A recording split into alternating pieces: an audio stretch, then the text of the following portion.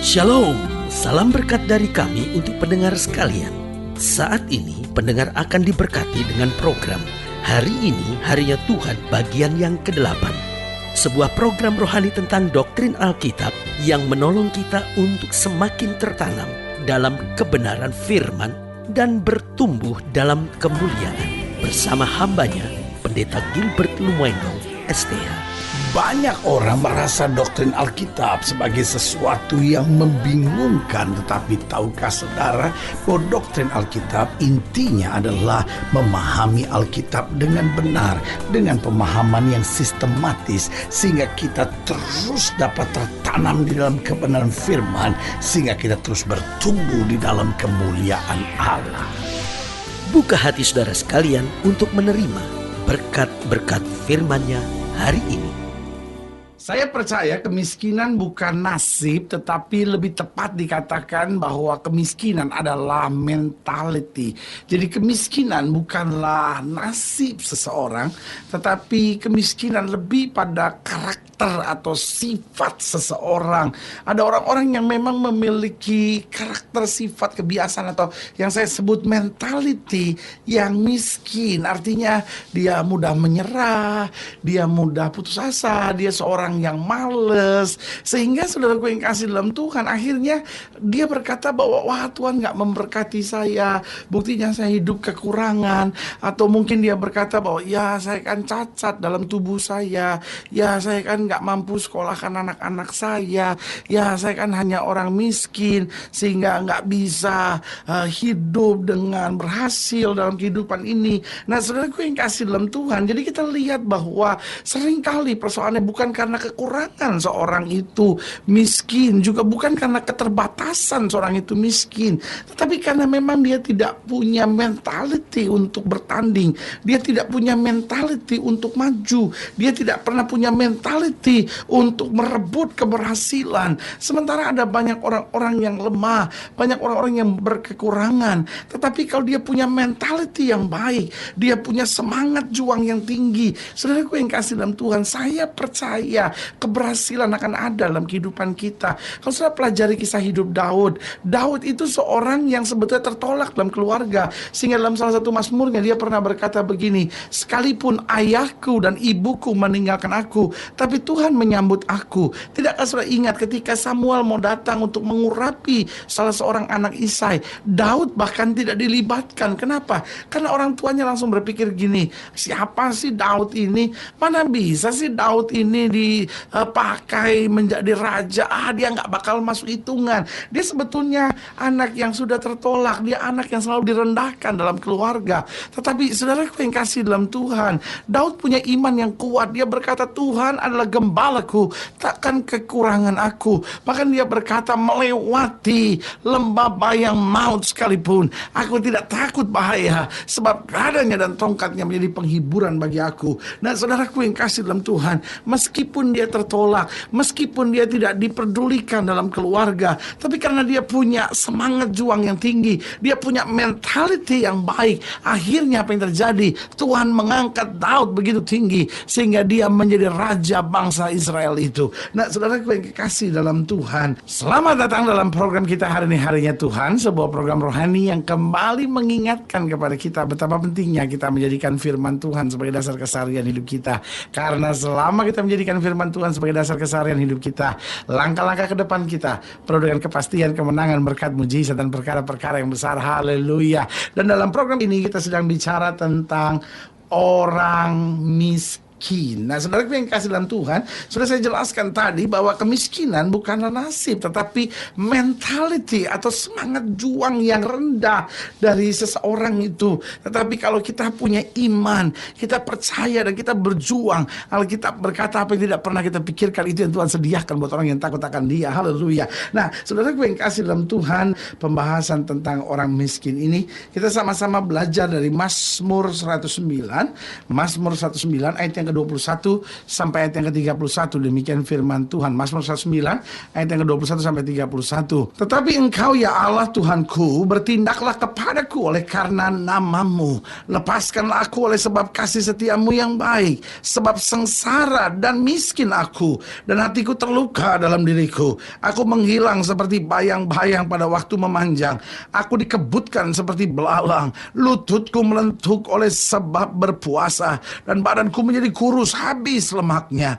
Aku telah menjadi celah bagi mereka. Melihat aku, mereka menggelengkan kepalanya. Tolonglah aku ya Tuhan Allahku, selamatkan aku sesuai dengan kasih setiamu, supaya mereka tahu bahwa tangan-Mu lah ini, bahwa Engkaulah ya Tuhan yang telah melakukannya. Biarlah mereka mengutuk, Engkau akan memberkati. Biarlah lawan-lawanmu mendapat malu, tetapi hamba-Mu ini kiranya bersukacita. Biarlah orang-orang yang mendakwa aku berpakaian noda dan berselimutkan malunya sebagai jubah. Aku hendak bersyukur sangat kepada Tuhan dengan mulutku, dan aku hendak memuji-muji Dia di tengah-tengah orang banyak, sebab Ia berdiri di sebelah kanan orang miskin untuk menyelamatkannya dari orang-orang yang menghukumnya. Saudaraku yang kekasih dalam Tuhan, Daud menyebut dirinya sebagai orang yang miskin. Dikatakan pada ayat yang ke-22, sebab sengsara dan miskin aku, dan hatiku terluka dalam diriku. Nah, saudaraku yang kasih dalam Tuhan, dari sini kita bisa belajar. Ada saatnya Daud menyadari bahwa kejadiannya dahsyat dan ajaib, tapi ada saatnya dia berkata, aku sengsara dan miskin. Berarti kita tahu di sini miskin bukan keadaan, miskin bukan situasi, miskin bukan nasib, tetapi mentality dalam hidup seseorang. Itu sebabnya jangan pernah mengeluh hanya karena kekurangan. Jangan pernah mengeluh hanya karena sudah merasa saya sengsara dan miskin. Kita anak-anak raja, kita orang-orang yang diberkati. Yesus sudah mati buat kita, Yesus sudah curahkan darahnya buat kita, dan Alkitab berkata barang siapa yang percaya kepadanya tidak binasa, melainkan beroleh hidup yang kekal. Nah, pertanyaannya, siapa orang miskin itu? Yang pertama saya pelajari, orang miskin adalah seorang yang selalu melihat masalah dari sisi negatif. Meskipun kau tinggal di rumah mewah, meskipun engkau punya mobil yang mentereng, bahkan terbaru Keluaran tahun ini, tapi sebagai hamba Allah saya mau ingatkan buat saudara, jika kita punya mentality yang selalu melihat masalah dari sisi yang negatif, selalu melihat masalah dari sudut yang negatif, saya beri nama engkau orang miskin. Kenapa? Karena engkau melihat istrimu dan selalu melihat kekurangannya, engkau melihat suamimu, engkau selalu melihat kekurangannya, engkau melihat anak-anakmu, engkau selalu melihat kekurangannya, sehingga akhirnya hidupmu penuh dengan persungutan, hidupmu penuh dengan emosi, hidupmu penuh dengan amarah. Nah, saudaraku yang kasih dalam Tuhan, bukankah saya beri nama ini ciri orang miskin? Tetapi walaupun kau tinggal di rumah biasa, walaupun engkau mungkin secara pribadi sedang bergumul dengan kondisi ekonomi, tetapi kalau engkau belajar melihat hidup ini dari sudut yang positif, saya beri nama engkau adalah orang yang kaya, engkau adalah orang yang diberkati. Kenapa? Engkau bisa menyadari kasih karunia Tuhan yang luar biasa dalam hidup ini. Yang kedua saya pelajari siapa orang miskin. Orang miskin adalah orang yang hidupnya selalu khawatir. Apa-apa dia khawatir, saudara-saudara. Dengan keuangan dia khawatir, dengan masa depan dia khawatir, dengan anak-anak dia khawatir, sehingga hidupnya gak akan pernah ada damai dan sukacita. Sebagai hamba Allah saya mau ingatkan buat saudara, orang yang khawatir adalah orang yang hidup dalam kemiskinan. Tetapi saudaraku yang kasih dalam Tuhan, orang-orang yang punya iman, orang-orang yang percaya bahwa Allah sanggup melakukan segala perkara, saya beri nama adalah orang-orang yang kaya. Saudaraku yang kasih dalam Tuhan, siapa sih Yusuf itu? Yusuf itu kan tadinya hanya budak biasa, saudara-saudara. Seorang yang secara sosial pada zaman itu dianggap sebagai orang yang rendah, sebagai orang yang tak berharga. Tetapi saudaraku yang kasih dalam Tuhan, saudara melihat keberadaannya, hidupnya sama sekali tanpa kekhawatiran. Dia bekerja sebagai seorang budak, dia kemudian difitnah, dia dibuang ke dalam penjara, tapi tidak pernah kita lihat ada kata-kata negatif yang keluar dari mulut Yusuf dalam bentuk kekhawatiran. Tetapi dia percaya bahwa Allah yang dari mulanya memberi visi akan terus menuntun dia sampai pada rencana yang dahsyat dan luar biasa. Yang ketiga saya pelajari, orang miskin adalah orang yang meragukan kasih dan pemeliharaan Tuhan. Orang yang mempertanyakan, betul gak sih Tuhan bisa menyembuhkan saya? Betul gak sih Tuhan bisa memulihkan rumah tangga saya? Betul gak sih Tuhan bisa menjamin hari depan saya? Betul gak sih Tuhan akan memberkati masa muda saya? Saudaraku yang kasih dalam Tuhan, orang yang meragukan kasih dan pemeliharaan Tuhan, saya beri nama adalah orang yang miskin. Orang-orang yang meragukan kasih dan pemeliharaan Tuhan akan mudah percaya pada dukun dukun-dukun, mudah percaya pada ramalan-ramalan, mudah percaya pada paranormal dan orang-orang pintar. Kenapa? Karena dia pikir, ya habis gimana, saya udah berdoa, saya belum melihat apa-apa. Sebagai hamba Allah, saya mau ingatkan buat saudara, kalau kita belum melihat apa-apa, kita tetap beriman dan percaya bahwa Allah selalu menyediakan yang terbaik buat anak-anaknya. Ingat, siapa itu orang miskin? Orang yang selalu melihat masalah dari sisi yang negatif. Yang kedua, orang miskin adalah orang yang hidup dalam kekhawatiran. Yang ketiga, orang miskin adalah orang yang meragukan kasih dan pemeliharaan Tuhan. Dan yang keempat, siapa orang miskin itu? Orang yang memiliki karakter dan sifat yang buruk dalam hidupnya. Saudaraku yang kasih dalam Tuhan, meskipun kau tinggal di rumah mewah, meskipun kau punya mobil yang mentereng sekalipun, tetapi kalau engkau egois, engkau orangnya kepala batu, engkau mau menang sendiri, engkau sombong, saya beri nama engkau orang miskin. Karena engkau punya karakter dan sifat yang buruk dalam hidup saudara.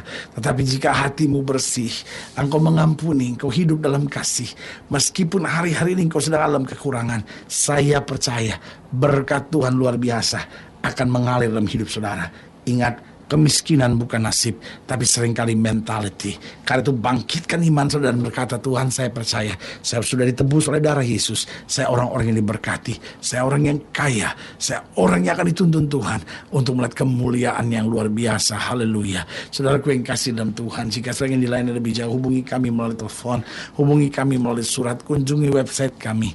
Karena kami ada untuk membawa Bapak Ibu sudah senantiasa lebih dekat pada Tuhan dan mengalami kasih kuasa mujizat yang luar biasa. Haleluya. Secara khusus melalui program ini saya juga mau berdoa buat setiap yang sakit, setiap yang berbeban berat. Karena kita percaya bahwa bagi Allah tidak ada perkara yang mustahil. Saudara ingin didoakan secara khusus, boleh taruh tangan kanan saudara di dada dan kita akan berdoa. Mari kita berdoa. Bapa, dalam nama Yesus, hamba doa buat yang sakit, hamba doa buat yang berbeban berat. Secara khusus mereka yang taruh tangan kanan di dada, mereka mungkin merasa miskin selama ini karena karakter kami yang buruk, karena kami meragukan kasih pemeliharaan Tuhan, karena kami hidup dalam kekhawatiran, karena kami selalu melihat masalah dari sisi yang negatif. Bapak, hamba berdoa di dalam nama Yesus, Tuhan jamah kekuatan, anugerah, berkat, mujizat boleh kembali terjadi, sehingga kami bangkit dan dapat berkata, kami orang-orang yang diberkati dan melihat kemuliaan Tuhan dinyatakan. Di dalam nama Yesus, hamba doa buat yang sakit sehingga Tuhan sembuhkan, yang lemah Tuhan kuatkan, yang susah Tuhan hiburkan, sehingga mujizat dan perkara besar boleh terjadi. Di dalam nama Yesus kami berdoa. Haleluya.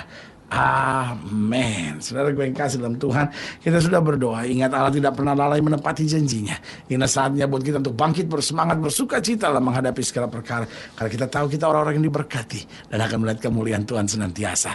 Oh, doa saya menyertai saudara. Sampai berjumpa pada program berikut dan jangan lupa jadikan hari ini harinya Tuhan. Haleluya.